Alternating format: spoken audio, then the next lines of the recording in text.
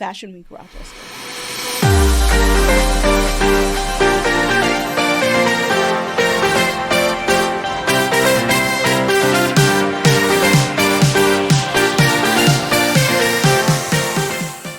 Welcome to another episode of Who's in Your Contacts, where culture, collaboration, and connections collide. I am your host, Crystal Ellis, and I am so excited to be here with you again today. And I have a favorite today, like one of my favorite people. I've actually had for every episode. Yeah, everyone has been like my favorite people because I know great people. You're watching the think bubble on top of my head, where just the people I'm around, they're my faves because they're good, because they are good. So you have the honor, the luxury, and we're going to talk about luxury, of meeting Megan McNamara Mundy. Welcome to the show. Thank you, Crystal. That was quite an introduction. I want you to introduce me everywhere like that. I sure will. Okay. You know, just be I my will. introductionist. How's it going today? How you feeling? Oh God, I feel great. I feel fantastic. I feel my creative brain is exploding. I feel excited. I feel positive for the future. Yes. And I'm just really happy. So I feel good. Gosh, when you say positive for the future, because you are going to hear about what Megan Mundy Style LLC has going on. So you better put on your seatbelt and brace yourself, because Meg Mundy is going full throttle. So let me tell you about Megan Mundy. Megan Mundy you are a global style leader. Thank you. You are a leader, a philanthropist, and the founder of Fashion Week Rochester. You built your career in New York City, beginning in the garment district. Yeah. Yes. Yeah. And rising into the world of women's couture on Madison Avenue. And so you've been in fashion for over 40 years, and she continues to curate unforgettable experiences. So when she moved here to Rochester, she transformed in a major way the local fashion scene with Fashion Week Rochester. And so you have elevated so many boutiques and local designers and international designers, where we're able to see the best walking down the runway. And so through Megan Mundy Styles, we are going to see so much more, because she empowers the next generation of stylists. And I am so grateful to be here with you. And to watch your creativity over the past couple of months has been amazing. To see how you have transformed how our city comes together for great causes. We're going to get into it. And so we're going to start with our I Love You segment. So the I Love You segment, which is when I tell people why I love them. Oh, wow. I might cry. That's why I got the tissues. Oh, perfect. Because I'm a crier. I was just crying. I was like, oh my gosh, I was crying for something. Mundy, because that's what I call you. Yes. Mundy. It is always an honor to see you think. It is an honor to see you paint. And when I say see you paint, it's not actually painting on a canvas physically, but watching your ideas flow into something that no one has ever seen before. You are a futurist, where you create. Through that creativity, movements are born. I remember my first Fashion Week. And so I am a South Florida girly where fashion is huge. Yeah. And when I walked into that show, I was like, yes, it actually felt like home. Oh, I love that. I felt a joy and a peace that was far before I ever knew you. Yeah. So I am a benefactor of your creativity because it caused peace Yeah. to sit within me. Just like you founding and creating Fashion Week. Oh, the styles that go down the runway. I'm going to tell you folks who are not from Rochester or those who are from upstate New York, if you have ever been to a Rochester Fashion Week, there are over a couple of days, right? Yes.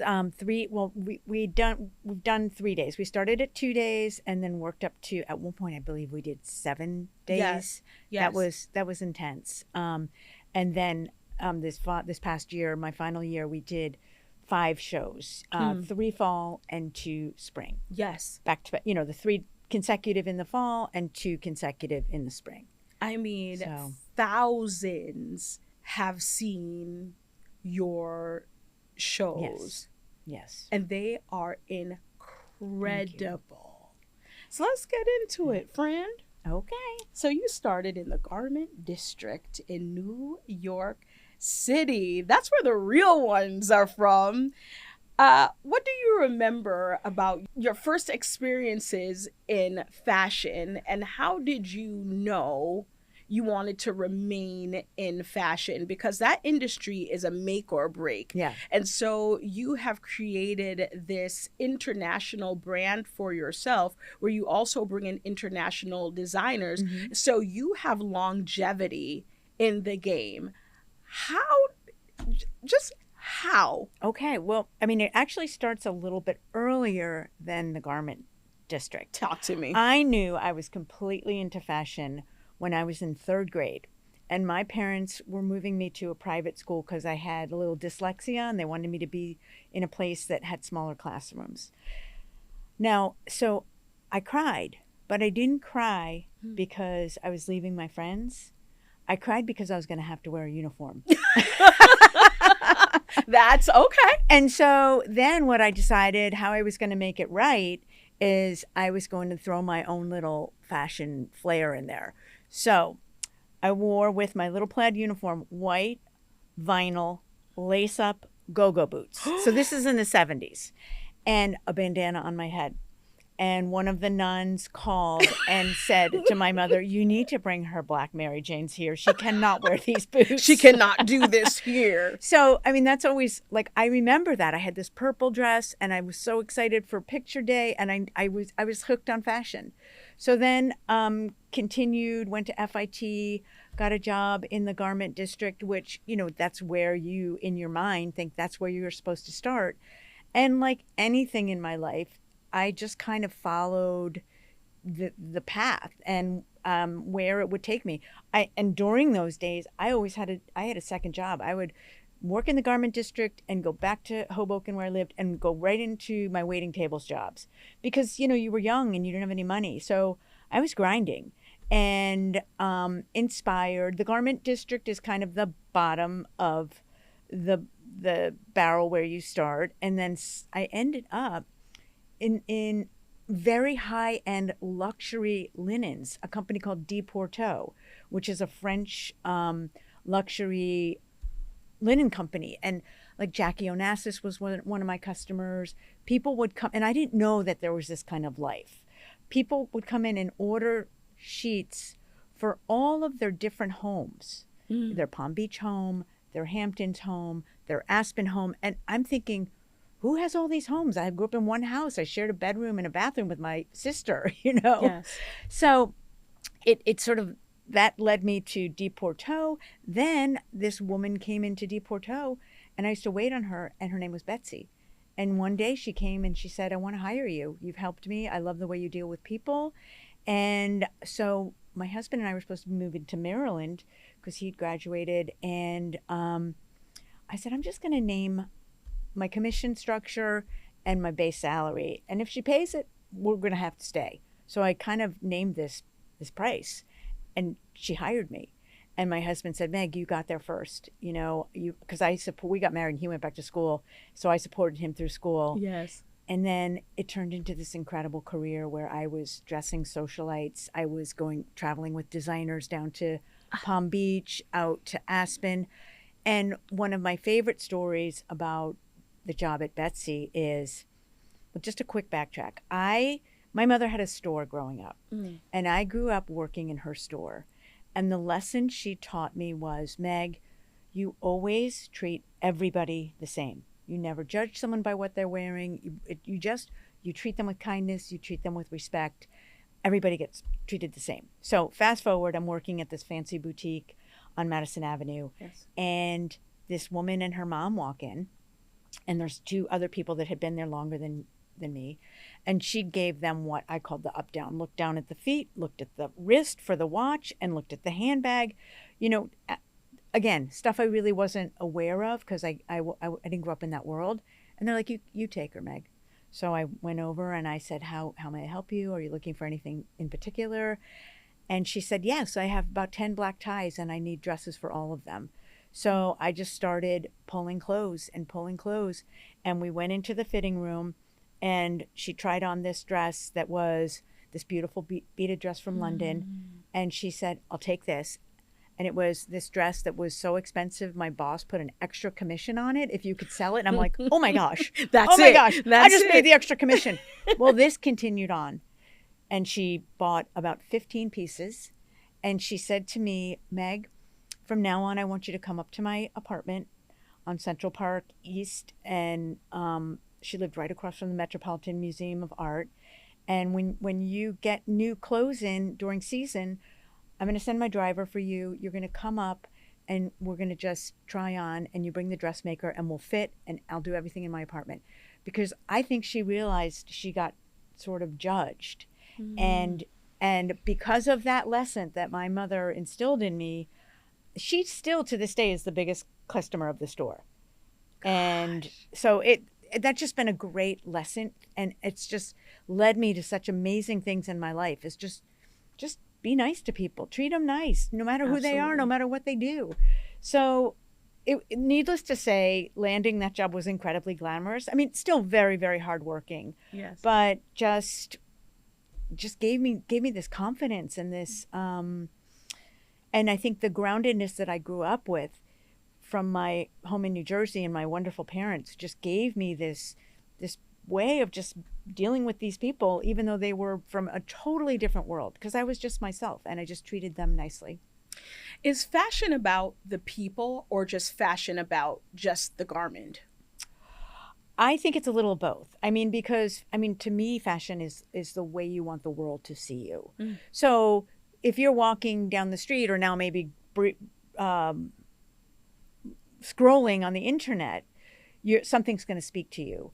And so I think if you have a good sense of fashion and you see something, you might not even know it. And you see something in a magazine, the next time you go shopping, you're going to buy yourself something along that. Yes. It helps keep you current. I was just on the streets of Toronto last week, and I kept pointing out these incredibly elegantly dressed couples, usually older couples. Yes. Like my age. And you're always so beautiful. Oh, thank you. Always. So I think that's a bit of a little of each, Yes. Fashion is so important to, I tell stories about my mother where when she walks into a room, she floats. She is one of the best dressed humans that I know. And as a kid, growing up in South Florida, there's a fabric place. I don't know if they're still open, but it's called Sultan and Sons. Ooh. And I would spend hours in the fabric store with my mother. She loved fabric, and she would tell me, she'll lay out multiple types, and she would say, these textures go together, and then these do not. And then she would ask me why. And she would make her own curtains. She'll pick out fabrics for dresses, and that is how I fell in love with fashion. Yeah. I love dressing nicely. Yeah. and colors and different pieces. So fashion also connects you to just joy. It's actually if you know your fashion style, it's a part of your identity. Completely. And as it's a well. responsibility, actually. I feel like my husband will say, "Oh, you want to run out and get something to eat?" I'm like, "I can't go out looking like this." Yes. Yeah, and it's so silly, but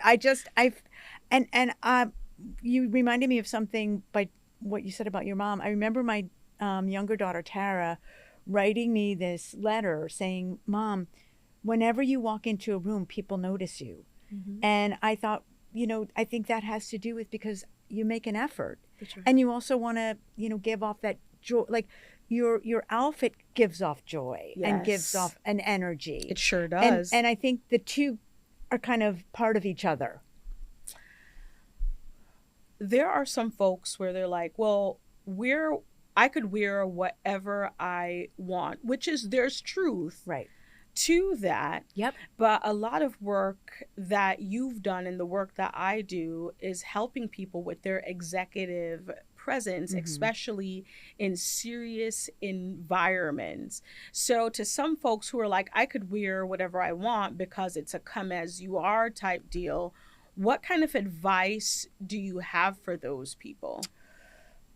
So the advice I would give to someone with that attitude is, that's probably a comfort thing. You want to be comfortable.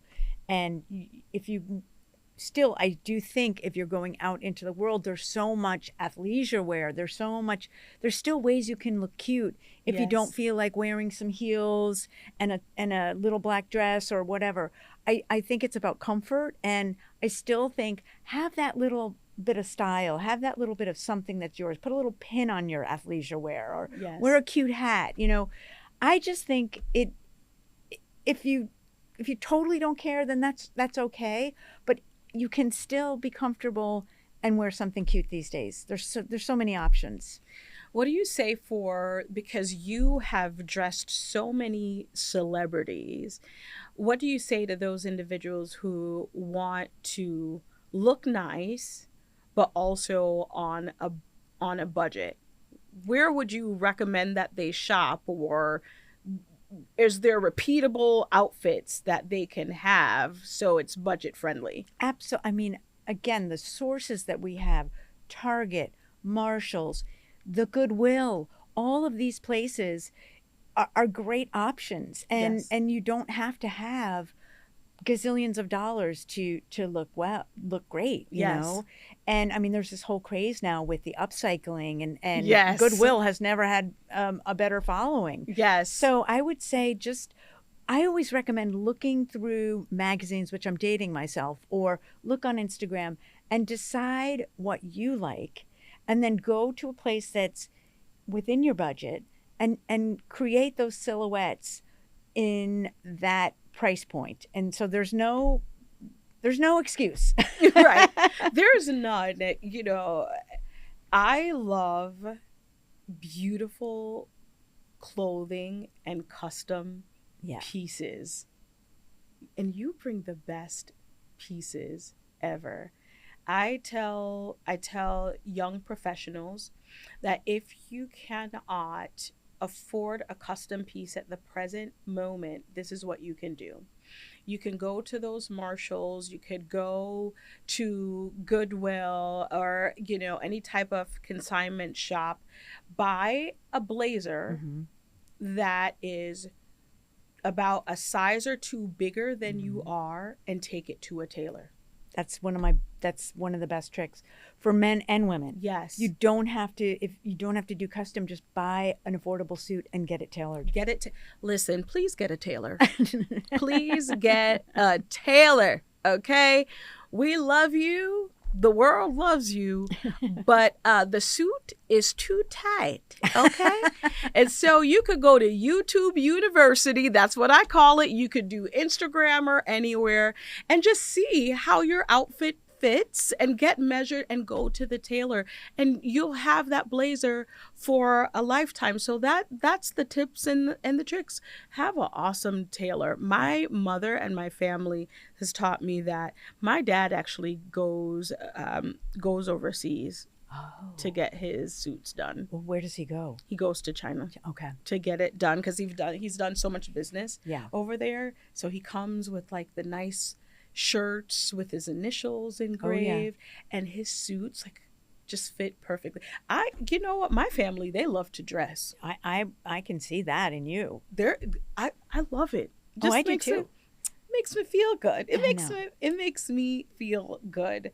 Fashion Week Rochester. It is amazing.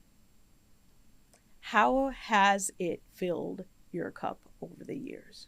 I believe from the very beginning, since I was in New York City, there already was a fashion week. And so it was I was a big fish in a small pond when I moved up here. So, but I was still nervous. I always say, if you're not nervous doing something, you're not challenging yourself. Ooh, say that to the camera. If you're not nervous when you're doing something, you're not challenging yourself. Come on. Yep. Mm-hmm. That's right. Yep. So, and so I worked on Madison Avenue. I worked in the garment. I never put fashion shows on. I just figured it out as I went along. And it just, the joy and the energy and the connections in the community, what had transpired over the past 15 years has been amazing. But a lot of hard work. I mean, believe it or not, it was just on the production side and the fashion side, it was myself and my assistant, Mary Jacobs, who's been with me for 7 years, and that run the whole thing. But we chip away at it. We work on it all year long. And then here we are. You've created something so big, and now you are creating more things. Mm-hmm. And fashion is an industry of recreation and creating something else, Mm-hmm. And so you are doing some amazing things that are coming up. Yes. In the coming weeks.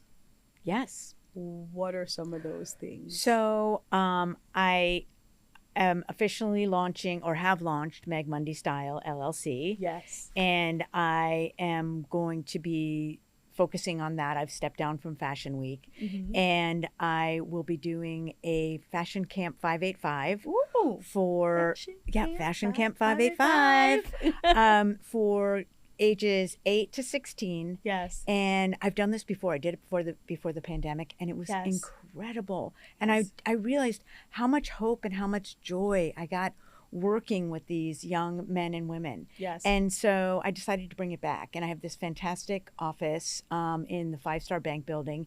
It'll be held in there. And it's 5 Saturdays in January. Yes. With a runway show on the last Saturday where parents and friends and everybody can come see you. And each of the kids we're going to have a fashion field trip where we go to Von Mar. Ooh. And Leah Kohler, who's the general manager there, is going to talk to the campers, or I call them students or campers. And then we're going to get to select our outfits that the kids will wear in their fashion show. I love it. So they get a retail experience, and like my assistant and the other people helping me will help them style themselves. Yes. Then after that, we go to Chandeliers, and they will talk about buying for a small boutique. I love Chandeliers. I know. Darlene and Lisa are amazing. So, and then we have all these guest speakers. We have DJ Naps, who's the best DJ in Rochester. Yeah. We have Breezy from 98PXY. I love Breezy. I love you. I love you too. Breezy. I love you too, Breezy. I love Breezy. So she's doing Breezy's Braid Bar because that's one of her growing businesses. I have my streetwear designer, Swanko Smoothie, who is my boy. I just absolutely love him. Yes. And so that's what's up and coming. Then I have some other shows that I'll be doing in the spring. Time and place TBD. But I was up in Toronto last weekend scouting out new designers. You are cooking. And I'm going to go to New York. I want to focus on local people. Yes. But then I'm going to bring in a little outside flavor as well. Some razzle dazzle. Yeah, a little razzle dazzle. Some razzle dazzle. A little sparkle. I mean, Fashion Week was working well. It's still working well. Mm-hmm. And so some folks might say, well, why would you move on from something that you have created, built, and it's working working well, and then now you're on to something else. Why move again from something that was working well? Because I kind of felt like, having given 15 years of joy and creativity and fundraising, we raised millions of dollars for the Center for Youth. Yes. I kind of felt like I wanted to share the love a little bit. Yes. And I want to do small shows, and each show I might pick a different charity, and that way I'm going to get exposure to more people in the community and more people that need help and guidance. And so that gives me an opportunity to share the love and do exactly what I want to do, and just think it up in my brain and then do it 3 months later. Is this forcing you into a new level of creativity for yourself? Are you exploring new areas of your brain and of the fashion industry, because you're coming up on a time, you're going to have some stuff going down the runway, but now it's something new? How has this experience stretched you? It's actually elated me. I mean, my creative brain has been exploding. I have more energy than I've had in a long time. And I have to keep a notepad with me, because I'm old school again, at all times. I keep a notepad. Because, an old legal pad. Like, I'm really old school. And so I have so many ideas, and I want to I'm in the third act of my career. So I want to make it count, and I want to work with more children. And I'm doing something called Cocktails and Closeouts, where at the end of this season in February, Yes. I've already almost sold out all my spaces in my office. I have 8 spaces. And people will bring their stock that they want to sell through Yes. from the Christmas season. And we'll have a DJ, and we'll have cocktails, and it's that I just want to do those kind of events. Yes. And for me, I think I also just wanted to challenge myself, because Fashion Week was a well-oiled machine. I mean, I had a great support system in the Center for Youth. Yes. And their staff, and they brought all the volunteers, and it was a wonderful, well-oiled machine. But I think I wanted to make it harder for myself, so I started over. Or I just felt I needed a change. I went to one of your most recent shows here in Rochester and the designer, one of my favorite designers, Adebayo Jones. Incredible. Yes. The level of intentionality around how the garments are constructed. Yes.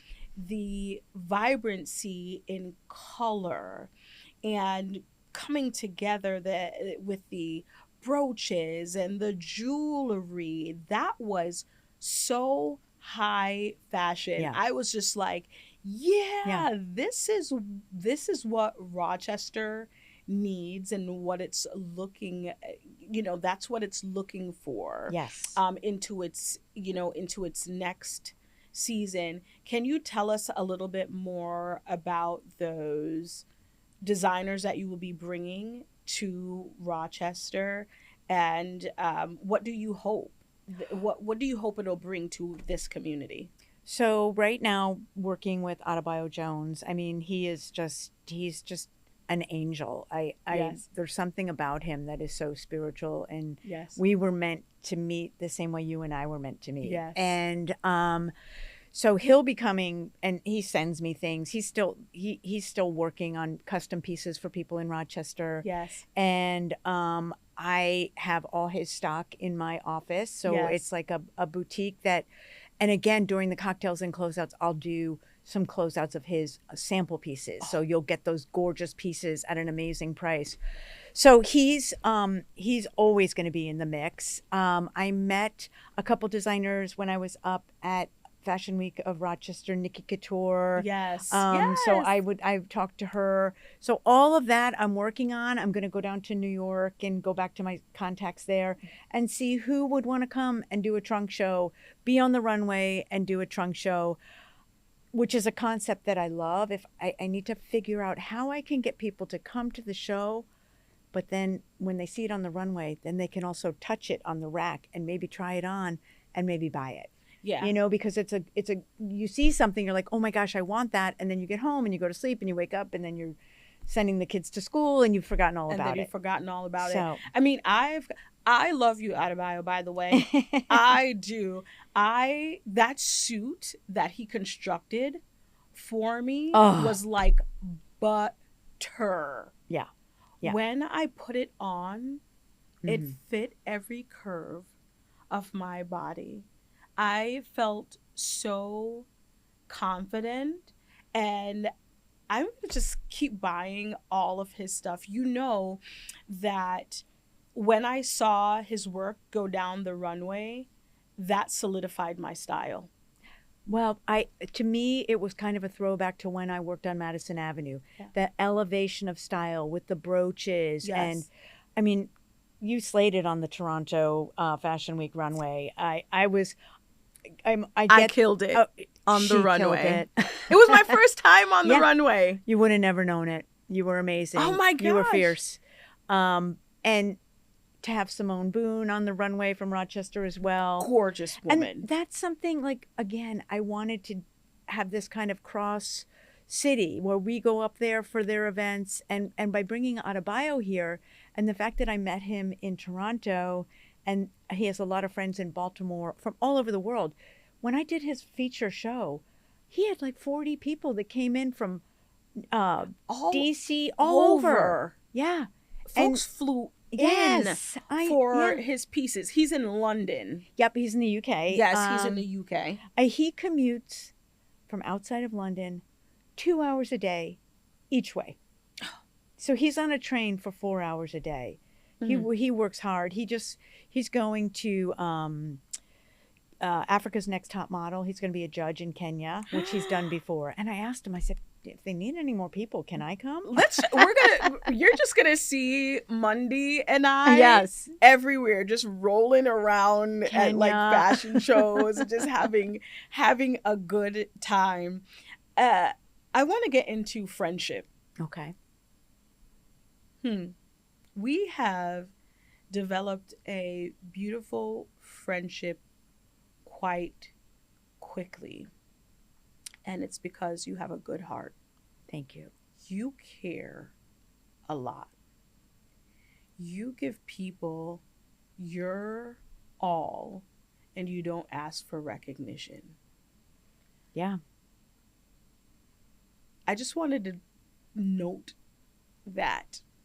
Thank you. And what makes when you're navigating through life, you're in the fashion industry, and you're just being you, how does having good friends contribute to your creativity and the work that you do?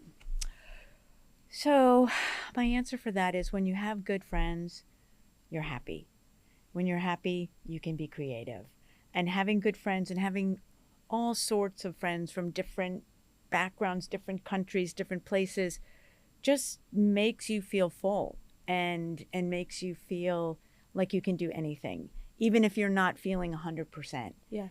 You know, the fact that you have these friends just gives you roots in the ground and solid feelings in your heart. So, and that's one of the things I loved about Fashion Week of Rochester with working with the kids is, you know, it's hard to be a kid these days. And a lot of times these kids would have what they called their Fashion Week family. So they might be getting bullied in school, but they would walk in the kids show for Fashion Week and everybody's nice to them and everybody cheers for them.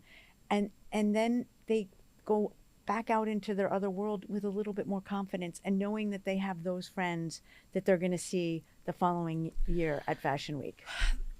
That's so good, because fashion is a home. Mm-hmm. It's a place. It's this warm and cushy blanket if the right mentor comes along, and you are that person, because we talked about it earlier that the industry could be a make or break thing. And so there are places that are not safe and there are places that are safe. So for those parents and children who have a desire to design or learn more about the fashion industry, what makes your fashion camp different? What would those kids walk away with? I think they would just walk away with an experience where maybe they've made some new friends. They've gotten a direction that, and learned about an area that they could go into in the industry where they thought they could just be a buyer. But no, you can be a DJ, or you can, start a clothing company or a hair accessory company. I think I want them to walk away with having a fabulous experience and then being able to show it all to their family and friends in this beautiful theater that I have in my building.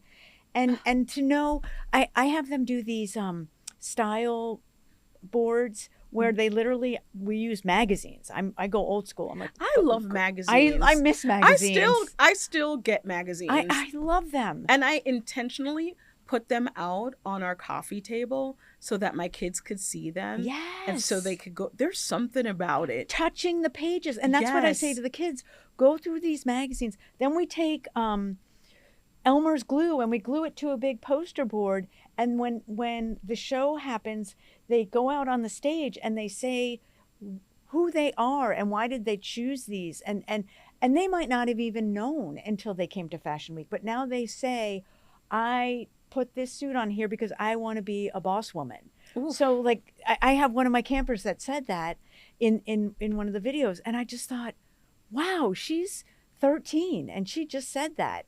And it's because I think the touching of the paper, the turning of the pages, the putting it all together on this poster board, it just does something. So I just want them to walk away feeling confident and having had some fun and some laughs and maybe done a little bit of dancing. Yes. And, touch some clothes and just feel better. That is a part of who you are, because in the current styles that we see going down the runway, you have always elevated young designers. That is what you do. Do you also mentor young designers, or if someone is looking for a mentor, what advice would you have for them?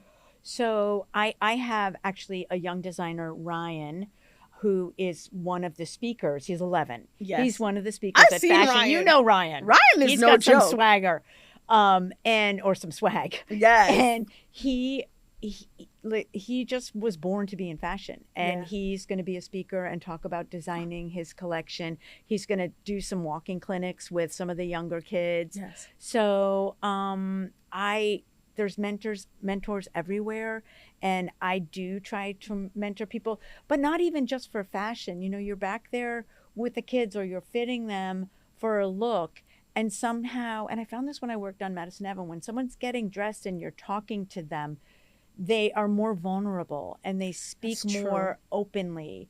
So, I've mentored kids that were getting bullied, and they would talk to me in the back room at Fashion Week about, this makes me feel so good, and I'm so proud that I'm doing this. And so I think there's mentors everywhere, not in just fashion, but I do mentor a lot of kids. And when I sent out my letter to all the models saying that I was going to be moving on to something different, this one young man, Wyatt, sent me the most beautiful message. And now he's down in New York going to FIT.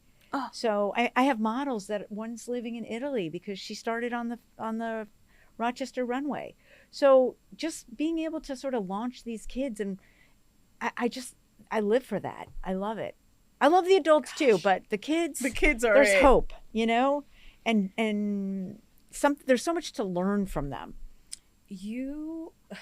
How has fashion influenced how you show up as a wife and a mother? I feel like I am the fashion leader in my house. Although your husband's outfits are incredible. You choose them, don't you? He gets custom suits. Those suits? Yeah. Oh, Yeah. wow. Yeah. He's a smooth Yeah. man. Yeah. He gets a lot of compliments because you don't see a man in a suit anymore. Yes. And my husband will drive to Boston and back in a day. Yeah. Or even if he drives to Boston and stays in a hotel Yes. and is just driving back and talking on his phone, he puts that suit on. I'm like, don't you want to wear sweats? Don't you want to drive in sweats? He drives back in the suit. And I'm just like, But the what? suits are so good. They're really good. They're by Matt Picone Omeros, Yes. which is right here in Rochester. He does a great job. So Wowzers. but I do. Okay, this is a funny example. So I say I'm the fashion leader in my house. When my daughters come home for Fashion Week, and Yes. I'm really busy, I've got to approve my husband. I got to go pick out my husband's outfit. My daughters are in my closet pulling everything down. And then I've got to look at 50 different outfits that they're putting on. I'm going, I can't believe this is happening to me. I'm on day 3 here of 200 looks, and I've got, 3 more clients that I'm living in the same house with. But you know what? Honestly, I absolutely love it. I love it. Give us your favorite fashion show moment and your funniest fashion show moment. Favorite and funniest. Okay, so we call these backroom bloopers. Okay, so one year I had this crazy idea. I had Carhartt was walking on the runway. Carhartt Yes. became a big fashion statement Yes. in the whole like coffee culture and just it's not just for working on a construction site That's anymore. right. So I was like, I'm going to have Carhartt, but I need to get some animals. I'm like, I need a pony. I need to get a pony. A pony? Yeah. So I was searching. I was driving out to all these farms and nobody had a pony that they could bring over. And then like 2 days before the show, I was at Bagel Land in Brighton. Oh, I love Bagel Land. I love it. Well, there was a little piece of paper, pony rides at birthday parties. So I took a picture of it.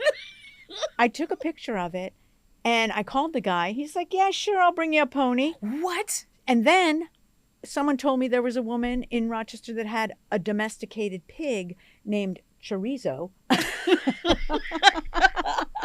and then there was another like kind of like a herding dog. So, okay. So the pony, so I called Jake up from Hank Parker Tents and Event. And I'm like, Jake, he pulls up in the car with his wife. He's all dressed up. They're coming to the show. And he's the one that did the runway and the tent for us. And I go, Jake, I need your help. Yes. I've got a pony. And I need you to let me know that the runway will be able to sustain the weight of this pony. So Jacob comes back. He looks at the pony. He goes, Meg, that's not a pony. That's a horse.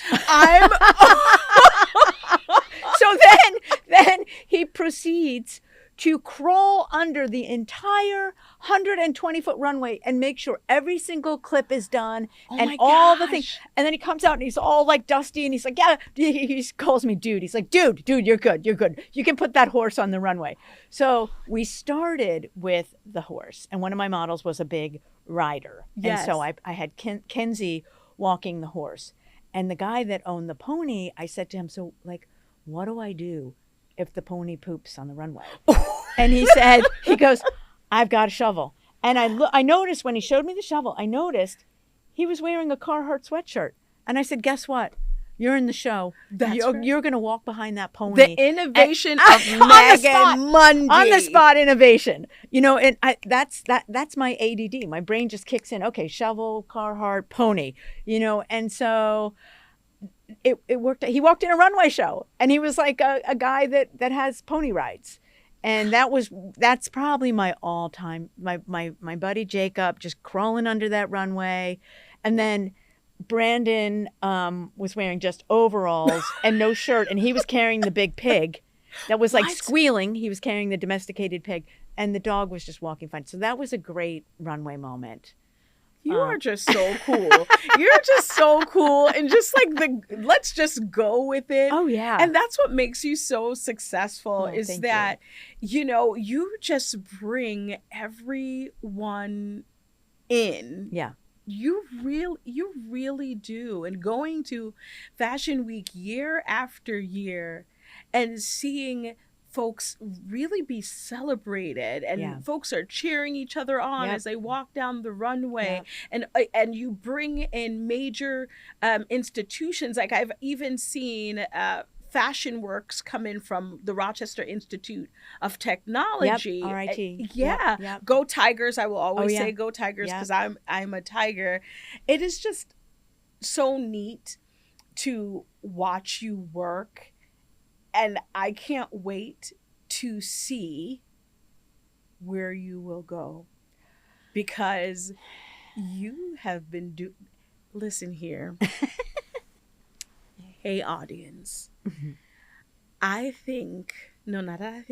know you need to go to Megan Mundy's page and like and follow, because what she has cooking is no joke, and you do not want to miss a moment. You don't even want to miss a show. You don't want to miss a blink, because she is on the move. So you better get ready, because it's going down.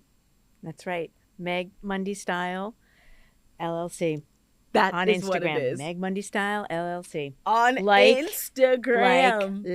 And there's a Facebook page as well. Yes. Yep. And So- I you kind of gave me like little model bug. Yeah. Oh, are you going to walk? You want to walk? I don't know. Maybe another out of bio show? Yes, I Okay. will do an out of bio show. So the spring show. Hands down. Okay. I will walk. Great. You know what? I'm also going to post pictures of the outfit. Oh, you should. Yeah, that I got. And I was walking. This is it. You had the fierce face on. You were like, I was. yeah, I loved it. Thank you. You were like a pro. Yeah. It was so cool. It was fun. Time for rapid fun moments. Okay. Oh, gosh. Are you ready for this? I am. I hope I Okay. can do it. What is a piece, a clothing article that someone should always have in their closet? A little black dress. A little black dress. Yep. Huh. Is it like all black, or can it have some razzle dazzle, or just like a black dress? Well, I mean, I had to pick one. There's a couple. I mean, yeah, it can have some embellishments. Yes. You know, something you could wear to a cocktail party, or, you know, a business dinner. Okay. Throw a blazer over it. A fashion, clothing article that you could never get behind, no matter how everyone says it's amazing. You will never, ever, ever, ever wear it. Gauchos. Gauchos. They don't look good on anybody. Yeah, they're kind of heels or flats. I want to wear heels, but flats feel so much better, or They feel sneakers. so But good. I do still put on the heels, Yes. and I just take a little Advil beforehand. Sequins or silk? Sequins. Really? Oh yeah. Why? I don't know. Just that little sparkle. Wow. Okay. Your go-to power outfit. A great blazer with a nice tailored blouse, a fabulous sort of fitted, kind of like a boot cut pant with a nice high heel and a great earring. All right. What legacy, and this is a longer one, what legacy do you hope your new projects will carry forward? I hope that it will be a legacy of more sharing funds for those in need to different charities. I hope it will be seeing a legacy where children will get to shine on the runway and build confidence. And I just hope it will continue to, the Rochester people will continue to come and see what I have to show them, and see some great music, some great entertainment on the runway. You've always been greatness, so I know that you will continue to produce Thank you. greatness. So we're going to close out. And so we're going to leave with some moments of wisdom, anything that's on your heart. Is there anything that you want to share before we close out? Just, this was really fun. It is fun. Yeah. It's fun. I didn't sing this episode, so I'm just going to sing. And you all know this is tradition. This is fun. It's fun. This is fun. It's fun. I love you. I love you. I love you so much. I love you. Yeah. Woo. All right. Cheers. Anything else? Just follow me at That's right. Meg Mundy Style. Yes. And just come to all our events. Come to the camp in January. Come to the cocktails and closeouts in February, and just follow us for all the other spread out events that we're going to do, pop-ups, all kinds of fashion fun. For sure. I'll be linking everything in our bio. So it will be everything Meg Mundy will be easy to find. So make sure that you like and you follow all of the things, because you got to, like I said, get ready, and you do not want to miss out. So again, thank you so much for joining another episode of Who's in Your Contacts. Until next time, I love you. Hey friend, thanks for tuning in to Who's in Your Contacts, where culture, connection, and collaboration collide. Be sure to subscribe wherever you listen so you never miss an episode from your favorite business bestie, Crystal Ellis. By the way, want some Crystal exclusives or a chance to work with her? Visit LSKconsulting.com to drop a note or follow her on Instagram at The Culture Broker. See you next time, and remember to show up as the best version of yourself today.